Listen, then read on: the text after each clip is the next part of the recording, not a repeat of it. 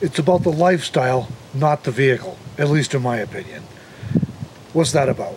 Well, I occasionally hear people, usually they're new to getting on the road or they're preparing to get on the road, and they're worried that somehow they won't be accepted or they won't fit in with the van dwelling community because they don't plan to be in a van. There might be in a car or in a SUV, pickup truck with a shell or a camper on it, maybe even a small RV, and they're afraid they won't fit in because they're not in a van and they won't fit in with van dwellers. I don't think it's a problem. In my experience, it is definitely not a problem. I started out in a passenger car, so I get the concern, because I thought all these people who I followed online and stuff, they would think I was basically crazy because I was in a car, I wasn't in a van, and would I fit in? Not a problem. Some people thought I was a little bit bolder than they were, more adventurous than they were. Some were just perplexed how I could do it. But nobody in the van dwelling world appeared to think remotely negatively of me because I was in a car instead of in a van. So yes, you can be a real member of the van dwelling tribe, the van dwelling community, even if you're not in a van. Why? Because it's really about the lifestyle, not the vehicle. RVs are generally a different lifestyle than van dwelling, though there is some overlap. Van dwelling, I compare it sometimes, some of my friends compare it to kind of like pioneer living, whereas RVing is more like a mobile condo. So you can find some overlap, okay? And what I mean by that is you'll find van dwellers who set their rigs up like more like an RV with RV amenities and frequently stay in RV parks. You'll find people with RVs, usually small ones or really old, older big ones, who basically live more like van dwellers. They're primarily boondocking. They're not using many of their onboard systems, or they've pulled them out completely and replaced them. You know, they might pull out the toilet and put in a composting toilet and, you know, ditch the 120 in favor of 12 volt DC only. You know, they may even ditch the onboard water system and just use jugs because it's easier and more reliable. So there's some overlap there between what is a van dweller and what is an RVer. But as a general rule, those lifestyles are different. And never the two shall cross, more or less. We're just after very different experiences. We have very different mindsets. And so, you know, the RVers tend to think in terms of comfort and being on the grid and going campsite to campsite, and maybe boondocking is an occasional thing they do, but it's not the norm. Van dwellers, on the other hand, might occasionally stay at a campground, but is not the norm for most of them. Again, you can always find exceptions to the rule, and this situation is no exception to that exception to the rule thing. Generally speaking, van dwellers, you're going to find boondocking or urban stealth camping. Maybe you pay for rent once in a while, but not often. And it's a different lifestyle. So, but it's not about the specific vehicle. Okay, so Deborah, you live in this nice cargo van? I do. And you've got this converted a little bit. It's not like how you started off where it was a bare shell and you're sleeping on the floor. You've actually kind of got some custom work done on it. Yeah, I call my rolling palace fancy free because she is exactly that. My friends Cindy and Brian helped me install custom cabinets. I even have a trucker's fridge that has a small freezer and custom compartments for all of my pantry, food, clothing, all of that, and my bed and everything that Bob and Jamie built me. So I think my fancy free is decked out. I even have a cabinet for my porta potty. All right, so you've done it both ways in this van, from super basic air mattress and some plastic totes up to a nice built-out conversion. Absolutely. And so now that you've got it converted with some RV type amenities. And not to mention the electricity from all of my solar, 400 watts and 300 amp hours of AGM battery. Hold on, we're going to look at it quick. Can you see it up there? Oh yeah, we can see it up there. This is of course 2 on this side and 2 on the other side. All right, so with all these amenities in here, do you consider yourself an RVer or a van dweller? Oh my gosh. I'm probably an anomaly in the van dwelling world to say this, but I consider myself like a full-time RVer, like a snowbird that happens to live in my camper van, fancy free. All right. And so would you look down on somebody who's new on the road, who's in a car or a van, an SUV or a pickup, as not being a real part of the tribe because they're in the wrong vehicle? Oh my gosh, no. And as you well know, we have friends that we camp with from everything from a Prius to, you were in a Camry, and then we have friends that are in Airstreams and those big not Travoltas, that's Travato. Travatos. So heck no, it doesn't matter. And we actually met a guy at RTR last year who was full-time on his bicycle.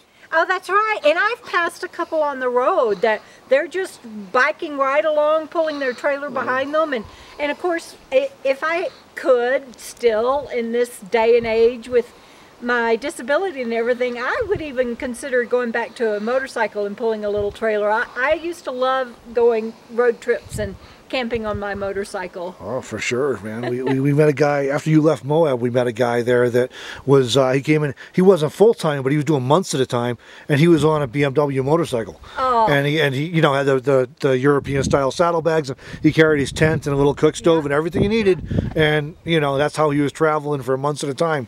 Well, I probably would get a little trailer behind my motorcycle now, but that's what I used to do. I had a tent on top of one saddlebag and my sleeping bag on top of the other, and the less you can have, the better, but I love fancy free.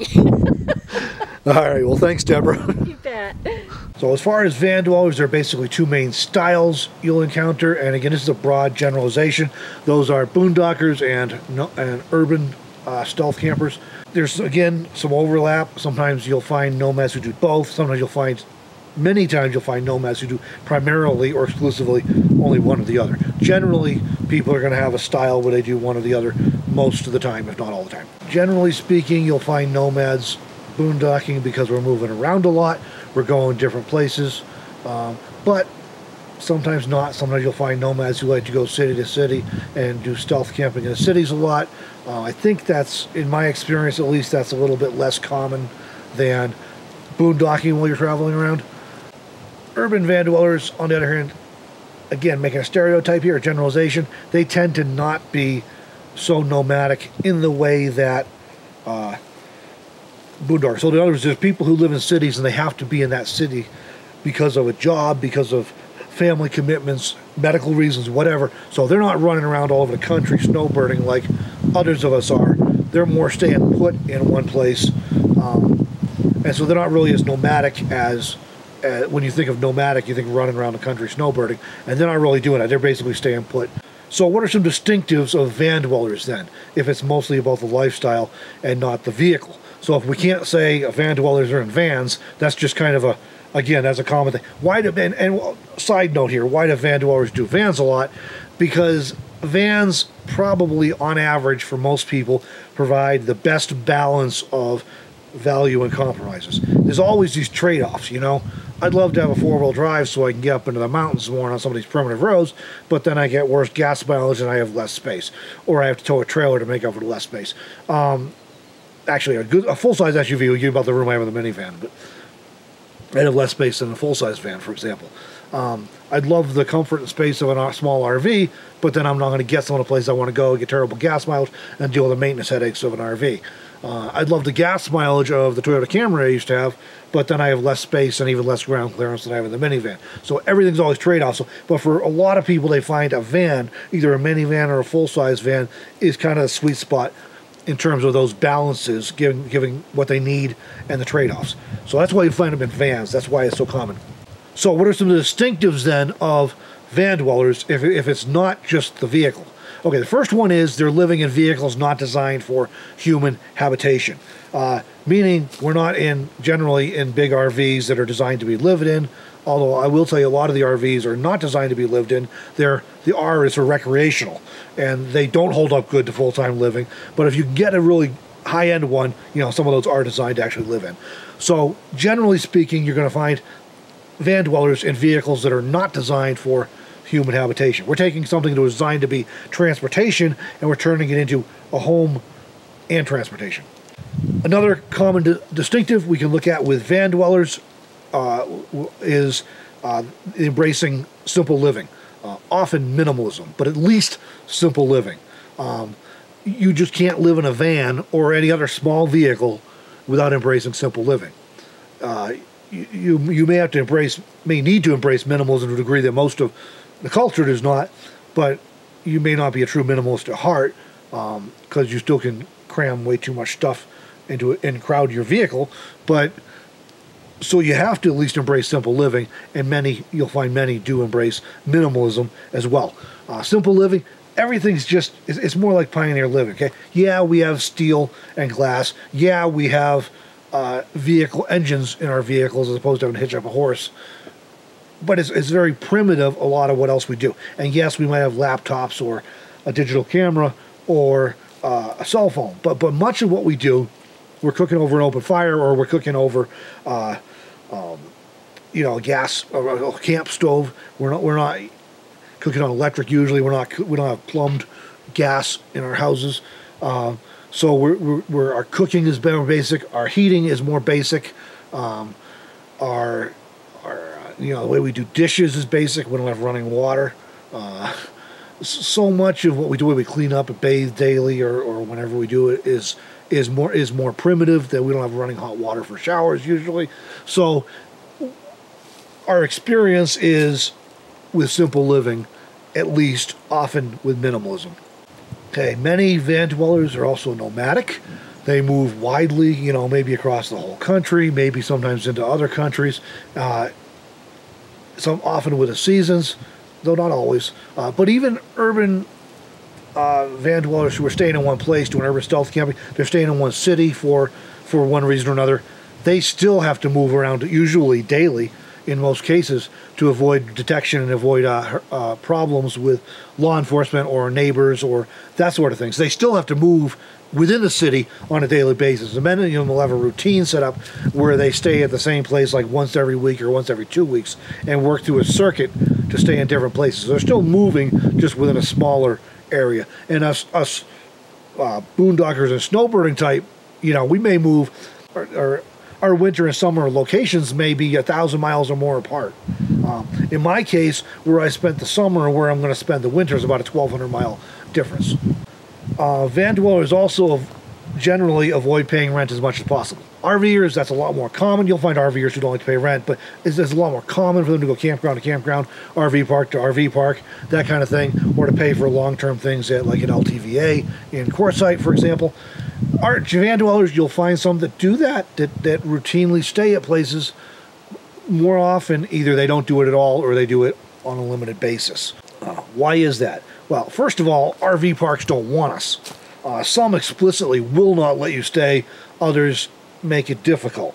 The bottom line is RV parks don't want us. So our options get limited. We basically are pushed into state parks or county parks, that kind of thing, where there's more flexibility.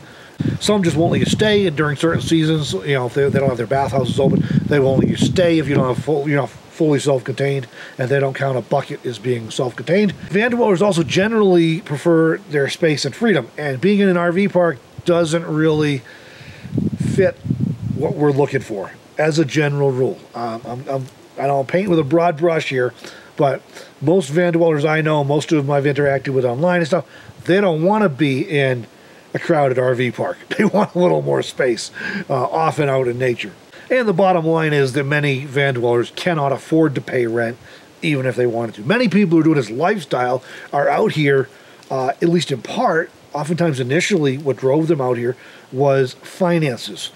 Sometimes they've learned to enjoy the lifestyle and love it and don't want to go back anyways. But what drives many of them out here is finances to start with.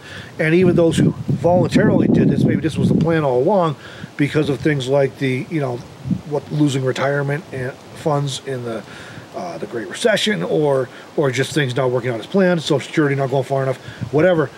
They don't have the money to be paying rent.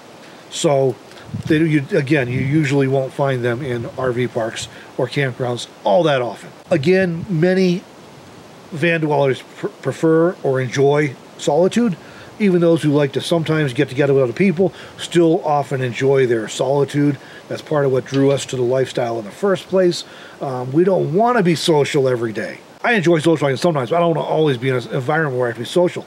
I like to be able to, I enjoy my solitude, okay? and the kind of the work I do is solitary work. A lot of my favorite activities are solitary activities like hiking or potentially fishing once in a while, that kind of thing. Photography, videography, these are all basically solitary activities. These are things I enjoy. So yeah, I really enjoy getting together with others once in a while to share some experiences.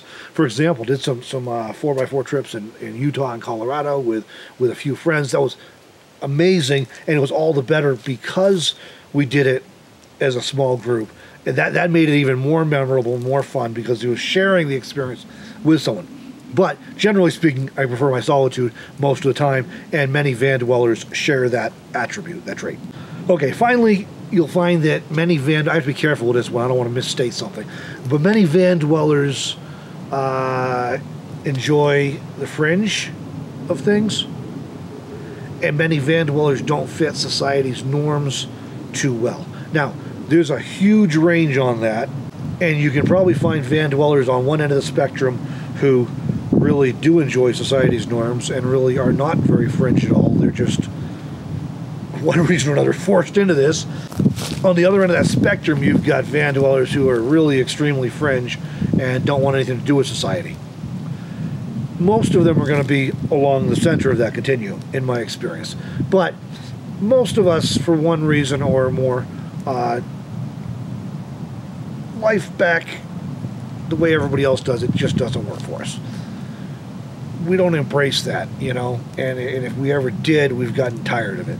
And you know, the whole 9 to 5, 40 years to build somebody else's business so you can retire with not enough Social Security and hope you have enough health left to do the things you actually wanted to do with your life that you didn't get to do on your 2 weeks of vacation if you were lucky enough to be able to take them. That just doesn't work, okay? And I'm going to talk some more about that in a future video, my take on it, because my take is more centrist than many other van dwellers. So I'll share my perspective on that. But in varying degrees, you'll find many van dwellers don't really totally buy into the American dream idea, and we feel that we've been sold a bill of goods. And so, again, varying degrees there, but you'll find that's a commonality as well. Okay, so these are some things about van dweller distinctives and stuff. Like I say, it's not about the vehicle, it's about the lifestyle. So if you're embracing this nomadic lifestyle and you're doing vehicle dwelling in a vehicle not designed for human habitation, you're mostly not staying in RV parks, you're staying in, you know, sometimes state or county parks or campgrounds, but otherwise you're boondocking or you're doing urban stealth or whatever. You're living simply, yeah, you're on the fringes. You know, you're probably a van dweller, okay? So, yeah, don't worry about it if you're not in a van. A van is just an ideal vehicle for many people, or an ideal balance of vehicle for many people. It's not the only way to do it. Do it however works for you. Do it in the vehicle that works for you. I started in a Toyota Camry. Why? Because it was what I had. And getting rid of it and getting to a van like I had planned to do when I got on the road full time for this time was going to take longer than I wanted to spend, and I figured I'd rather just do it with what I had and get on the road then than to wait months or longer. So do it with what you got if that's what works for you. The important thing is it's about the lifestyle, not the vehicle. So go with a vehicle that works for you, that meets your needs, and that's that simple, really. You know, and I don't think you're going to find anybody in the van dwelling world in this subculture faulting you or criticizing you because of your vehicle choice. In fact, most of the time, they're going to appreciate some of the things about your vehicle that theirs doesn't do. Don't worry about that. If you're living this nomadic lifestyle that fits into the things I described, you're going to be embraced as a van dweller no matter what your vehicle is. So thanks for joining me today, everybody, for this. And you know, I hope you enjoyed this video. Hope it you know, sheds some light on the culture as I've come to understand this community. And we'll see you in the next video.